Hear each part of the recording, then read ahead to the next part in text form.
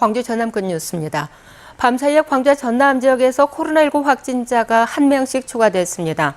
광주시는 남구 월산동의 70대 남성이 확진 판정을 받았다고 밝혔습니다.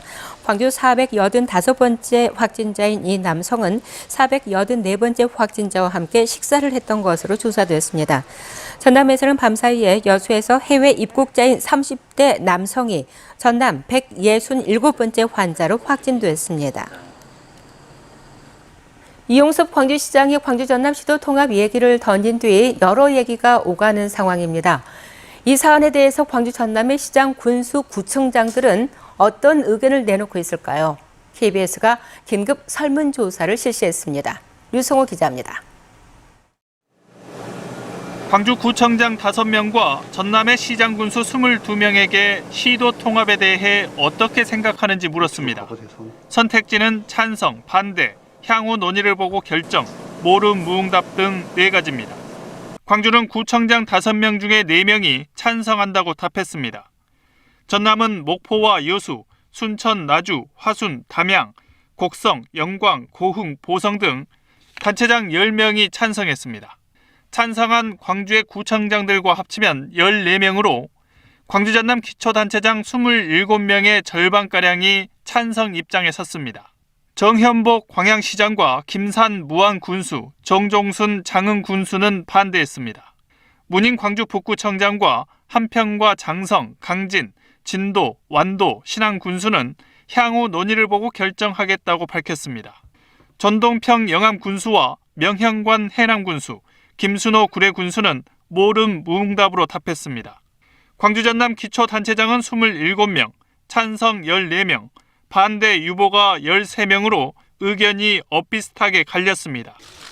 반대하는 단체장들은 필요성에 공감하기 어렵다는 의견이 많았고 찬성하거나 답변을 유보한 단체장들은 충분한 논의를 강조했습니다. KBS 뉴스 류성호입니다. 광주 군공항 이전 후보지로 고흥이 검토되는 것과 관련해서 고흥군과 고흥군의회가 강하게 반발하고 나섰습니다. 송기군 고흥군수와 송영현 고흥군의회 의장은 입장문을 통해 군공항 이전은 고흥의 미래를 죽이는 행위라며 후보지에서 고흥군을 철회하지 않는다면 고흥군민이 결사적으로 반대할 것이라고 밝혔습니다. 송 군수와 송 의장은 스마트팜 혁신밸리와 드론 특화산업단지 등이 들어설 고흥만 간척지일 때는 고흥 발전에 핵심 역할을 수행하는 지역인 만큼 군 공항이 들어서면 고흥의 미래가 없어질 거라고 주장했습니다. 최근 목포에서 무면허로 렌터카를 몰던 10대 등 3명이 숨지는 교통사고가 난 데 이어서 지난 15일 광주에서는 17살 무면허 남학생이 렌터카로 사고를 냈습니다. 끊이지 않는 10대들의 무면허 렌터카 사고, 면허증도 없이 어떻게 차를 빌릴 수 있었는지 김정대 기자가 추적해봤습니다. 흰색 승용차가 쏜살같이 달리고 그 뒤로 경찰차가 바짝 따라붙습니다. 신호 위반을 단속하려던 경찰을 피해 달아나던 승용차는 신호대기 중인 화물차를 들이받은 뒤에야 멈춰섰습니다. 사고를 낸 운전자는 17살 A군. 선배가 빌린 렌터카를 넘겨받아 무면허 상태에서 운전대를 잡았습니다. 앞서 지난 13일 목포에서는 무면허 고등학생이 몰던 렌터카가 마주오던 차와 충돌해 고등학생 등 3명이 숨졌습니다. 두 사고 모두 다른 사람의 운전면허증으로 빌린 차량을 무면허 운전자가 몰다 사고를 낸 겁니다. 최근 5년간 만 18세 이하 청소년이 무면허로 렌터카를 빌려낸 차량 사고는 모두 405건. 운전면허증만 있으면 대여가 가능하고 업체 측의 신분 확인도 소홀한 게 원인 중 하나입니다. 그런데 최근에는 운전면허가 있는 사람이 차를 빌린 뒤 3자에게 다시 빌려주는 불법 재대여도 공공연하게 이루어지고 있습니다. 거의 대부분은 선배들이 빌려서 후배들한테 돈 100만 원이라도 더 받고 다시 재렌트를 해주는 경우가 많죠.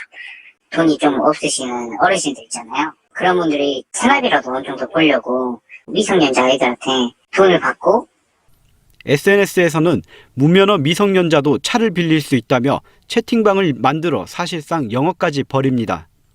렌트카 업체도 골머리를 앓고 있습니다. 저희가 피해를 보는 건 저희 차가 박살나고 어떻게 잡으러 다니세요? 실질적으로 제보받는 것도 있고 모든 차량에는 GPS 이제 위치 추적기가 설치되어 있기 때문에 렌트카 3자 대여는 엄연한 불법이지만 적발이 쉽지 않아 사실상 단속 사각에 놓여 있습니다. KBS 뉴스 김정대입니다. 어젯밤 9시 반쯤 순천시 별량면 한 도로를 달리던 65살 A씨의 1톤 화물차가 앞서가던 60살 B씨의 1톤 화물차를 추돌한 뒤 인근 주유소 담벼락으로 돌진했습니다. 이 사고로 A씨가 숨지고 앞 화물차도 옆으로 넘어지면서 뒤따르던 승용차가 다시 추돌해 두 차량 운전자 2명이 다쳤습니다. 경찰은 목격자 등을 상대로 정확한 사고 경위를 조사하고 있습니다. 올해부터 해양오염 방지를 위한 국제해사기구의 규제가 강화되면서 연소시 오염물질 배출이 적은 LNG가 연료로 주목받고 있습니다. 현대사무중공업이 세계 최초로 LNG로 운항이 가능한 대형 화물선을 관조하는 데 성공했습니다. 보도에 김혜린 기자입니다. 길이 291m, 폭 45m, 깊이 25m 규모의 거대한 선박이 바다로 나아갑니다. 현대사무중공업이 국내 선사에서 수주한 대형 화물선입니다. 세계에서 최초로 액화 천연가스, LNG를 사용하는 화물선으로 적재 중량만 18만 톤에 달합니다. 벙커유 등 싼 기름을 연료로 쓰는 기존 선박과 달리 기름과 천연가스를 필요에 따라 바꿔 쓸 수 있습니다. 국제해사기구의 환경 규제에 따라서 당사는 선제적 대응을 위하여 친환경 연료인 LNG를 사용하는 선박이 건조 필요성이 부각되었습니다. 국제해사기구는 선박 연료에서 나오는 대기오염 물질인 황산화물을 줄이기 위해 올해부터 모든 선박 연료의 황 함유량을 기존 3.5% 이하에서 0.5% 이하로 낮추도록 규제를 강화했습니다. 친환경 연료인 LNG는 대기오염 물질인 황산화물의 배출을 거의 100% 가까이 줄일 수 있고 미세먼지는 90%, 이산화탄소의 경우 20% 가까이 감소시킬 수 있습니다. 또 선실 뒤편에 연료 탱크를 배치해 화물칸을 최대한 확보한 게 이 배의 특징입니다. 니켈강이 9% 함유된 특수 철강으로 만들어진 연료 탱크는 영하 163도의 극저온 환경에서도 견딜 수 있습니다. 현대사무중공업은 오는 2022년까지 LNG 추진 화물선 3척을 더 건조하는 등 LNG 추진 선박에 주력할 예정입니다. 향후에 이런 친환경성이 강화됨으로써 그 규제로 인해서 향후 한 3, 4년 내에 거의 그 항로의 한 7, 80% 이상은 이 LNG 추진으로 갈 것으로 그렇게 확신을 하고 있습니다. 국내 선박 제조업체가 친환경적인 LNG 화물선 건조에 선제적으로 나서면서 국제적인 해양 환경 규제 추세에 발빠르게 대응하고 있습니다. KBS 뉴스 김혜린입니다.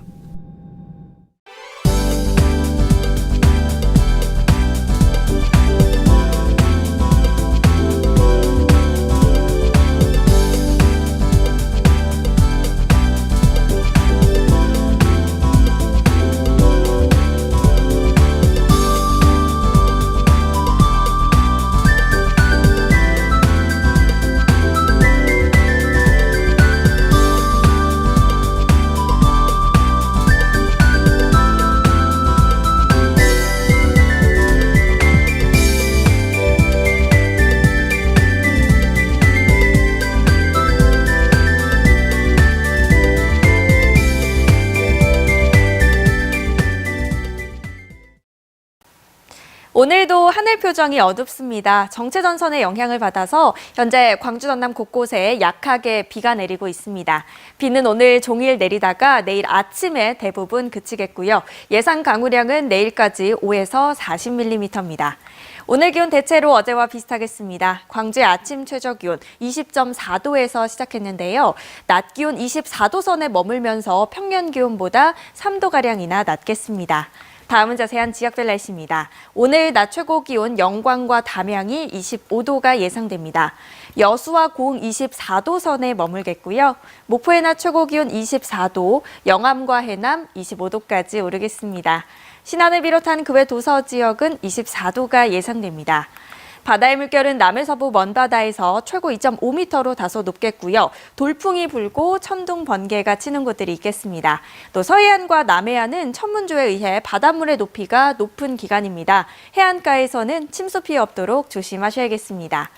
내일 낮부터 점점 맑아지겠고요. 아침 기온이 조금씩 내려갈 전망입니다. 기상정보 전해드렸습니다. 순천만 국가정원의 화가 반고흐의 작품을 국화로 표현한 정원이 꾸며집니다. 순천만 국가정원은 오는 22일부터 다음 달 31일까지 1,500제곱미터 규모의 네덜란드 정원에 고흐가 사랑한 아름다운 화실 정원이라는 주제로 국화를 이용해서 반고흐의 작품을 표현합니다. 이번에 만들어지는 가을 국화정원에는 별이 빛나는 밤과 평온의 안뜰 등 고흐의 작품 5개를 소재로 한 정원이 연출될 예정입니다. 전라남도 교육청은 어제 박근혜 정부에서 해직됐던 전국 교직원 노동조합 전남지부 소속 조창일 전 지부장과 김현진 전 수석부지부장, 정영미 전 조직실장 등 해직 교사 3명에게 복직 임용장을 전달했습니다. 전교조 전남지부는 기자회견을 열어 이들의 복직을 환영한다며 4년 7개월 동안의 피해와 건강상 어려움을 회복하는 조치도 이른 시일 내에 취해달라고 요구했습니다. 목요일 아침에 함께한 KBS 뉴스를 마칩니다. 감사합니다.